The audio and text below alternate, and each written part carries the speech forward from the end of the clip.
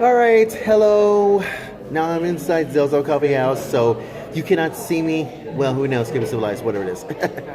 Anyway, it's time for another edition of, you guessed it, the season finale segment. Wow! I cannot believe my eyes and ears. It's defending the speech Wednesdays because it's gonna be the last season finale segment of defending the speech, so we can do this again. Not in September, but January 2019. We can do this for defending the speech. It's all about free speech versus hate speech. You know what I'm talking about. It's gonna be cool. And by the way, this we got. You know what that means. Today's one episode left until the big season finale comes to an end. It's gonna be, you guessed it, Saturday. So wrapping things up. So take them there. So you just said yourself about that as well. Now, here's my observation. Did you know that that the school forces forces this? You know who?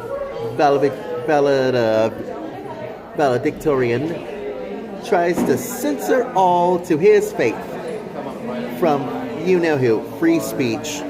But you know what? It comes to an coming to an end, you know, because this tried to references all the faith from you guessed it, free speech. Well, guess what? His name is Sam Blackledge. He's a valedictorian of this year's graduating class.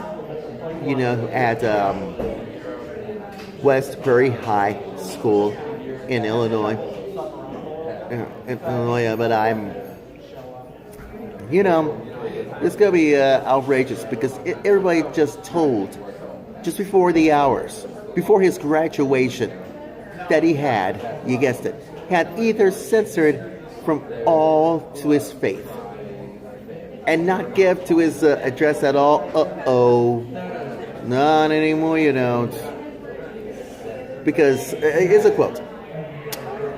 I quote this from, you guess, the Liberty, firstliberty.org. Could be the case, you know what I'm saying? Because they said, they quote this from Blackledge. They said they didn't want to make it a religious ceremony. They told me that if I took out Christ, I could say anything. Oh boy. Well, guess what? You know what that means. According to Doc Thompson from the Morning Blaze radio show on the Blaze Radio Network. Jeremy Dice is the first general counsel. You guessed it, firstliberty.org. Because everything else can be civilized. That if you believe it, you will come into the first liberties of this one. So take a look and listen to this from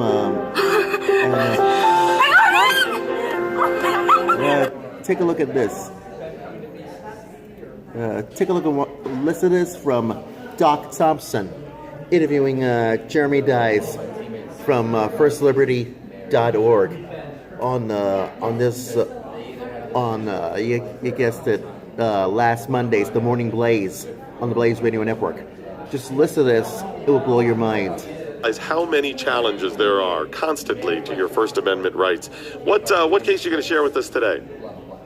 Well, I think we're going to talk about a high school graduation and a kid named Sam Blackledge. And who is he? Sam is, like I just said, he's the valedictorian of his class in Illinois, a little farming community in northwest Illinois. And, he had earned the right to be able to speak to his fellow graduates during his valedictorian address. Now, I'm sure you guys each walked across the stage as valedictorians as well, so you remember very well how that worked out. Come on, you don't even have to ask. I feel offended. So Sam had the right to be able to address his class with his valedictorian address, and as he was getting ready, he submitted his speech to his principal, and about 10 minutes before he's supposed to walk across the stage or walk into this graduation ceremony. The principal takes him aside and says, "Hey, Sam, you can't give your speech. There's stuff in here that references your religion. You talk about Jesus and all that. This isn't appropriate for the venue, and so you got to like leave it out, or you just simply can't give it." And Sam was like, "Well, I can't not say this. I mean, this is my speech. Can't we just give like a disclaimer? This is my words and not the school's words, or something like that." That seems reasonable. It seems reasonable. And then the principal brings in the superintendent, and they said, "No, you can't do that. And so you got to leave out the Jesus stuff, or you just can't give it." And Sam says, "Well, I'm not going to leave that stuff out, so I guess I just can't give it." And so Sam ultimately did not give that speech at all during the graduation ceremony. Unfortunately for the school district, they're wrong here, and they're like really wrong here. So we sent them a demand letter a couple weeks back saying, "Hey, look, you've ruined the only high school graduation that Sam Blackledge is ever going to have. Here's a guy that worked diligently for his entire high school career, got a 4.0 GPA. When he earns that right to speak to his classmates, they ought to respect the right to have him say whatever is on his mind at that time." And fortunately, the law is on the side of Sam here. In fact, the Department of Education, the United States Department of Education, 18 years ago, put on their website an entire guide for what we ought to do with student religious remarks in school and other things having to do with free exercise for students in school. And one of the things they actually said in there is that Sam was right. The school can actually disclaim the speech that's going to follow. They could say the words of Sam, and he could be able to go forward with that. Or they could just simply sit back and listen to what he's got to say. When students earn the right to address their peers and remarks that they control, the school is required to be neutral towards those remarks. And in this case, they have violated Sam's constitutional rights. And my hope is that they'll apologize before we have to apply the law to them in court. So did this just happen? Just a couple weeks ago, maybe 2 weeks ago.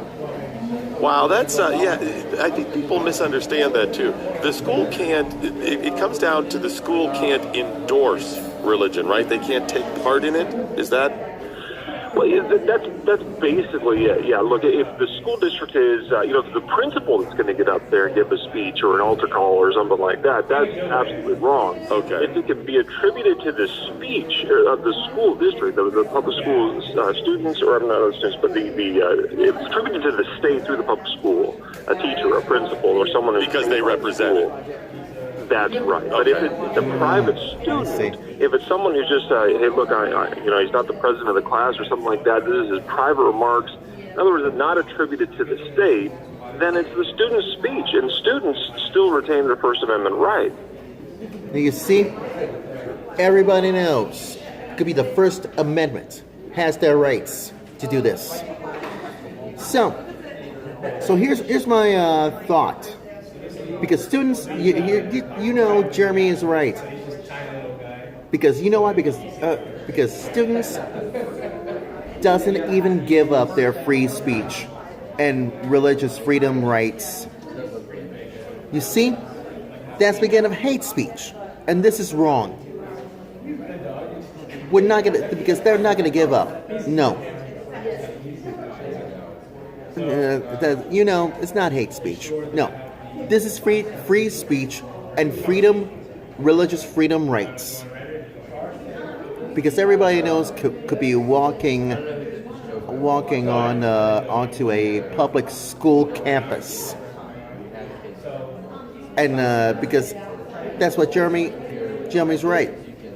That at least the explanation on this case. And they're going to fighting for Blackledge's religious freedom and rights of all students. And why? Because everybody's right. Because, in my point of view, because everything knows, I know free speech, I know religious freedom rights. It's for this, and so it's the Constitution. As far as we're concerned. Because what else can I say about this one? So you just had to trust me about that. Because the moral of my political life video blog story, and so is the season finale segment, of defending the speech is this: knowing your rights and knowing your everyday life, because we're getting ready to fight free speech and of course freedom, religious freedom rights all together. And why? Because everything else could be. It doesn't even matter. There's no excuse. You could say, and all you could say, all you want, because this is free speech, not the hate speech. Free speech, and of course, religious freedom rights. And that's why we try to defend the speech as far as we're concerned. And I think Jeremy from First Liberty Institute